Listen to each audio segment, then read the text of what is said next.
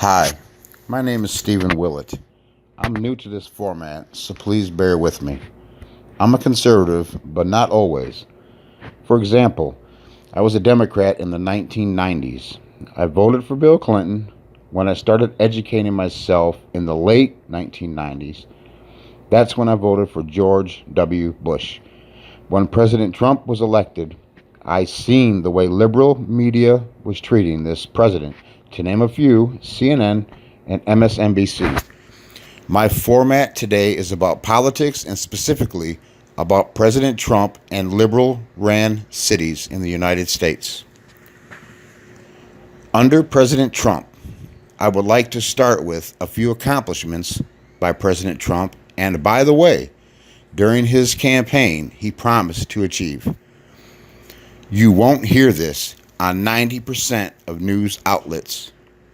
More than 5 million jobs have been created since President Trump's election, and unemployment rate remains under 4%. The unemployment rate for African Americans in May fell to 5.9%, lowest rate on record.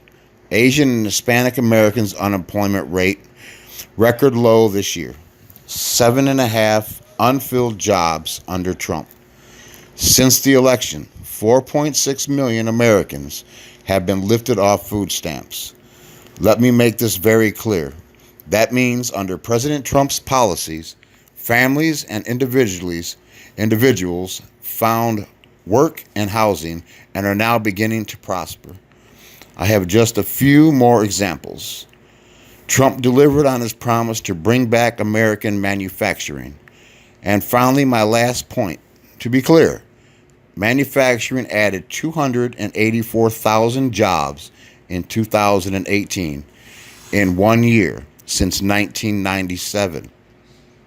However, in 1997, President Clinton initiated temporary job service agencies. So these jobs were not full-time, they were temporary jobs, which makes Clinton's job numbers for 1997 smoke and mirrors. Now that the facts are out, I would like to turn my attention and focus on liberal-ran cities that are in ruins. Just to name a few: Baltimore, San Francisco, LA, St. Louis, Chicago, and Seattle. For example, Flint, Michigan voted for Democrats 84 straight years and was in ruins until President Trump's policies. Newark, New Jersey, liberally ran for a century, is ranked 5th worst city to live in 2015.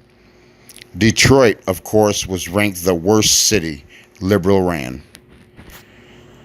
In fact, Chicago's Illinois bonds for the city are junk status. My opinion comes down to unfair and biased news outlets. For instance, CNN and MSNBC, which these two outlets are very liberal, and their agenda is to destroy President Trump and his family.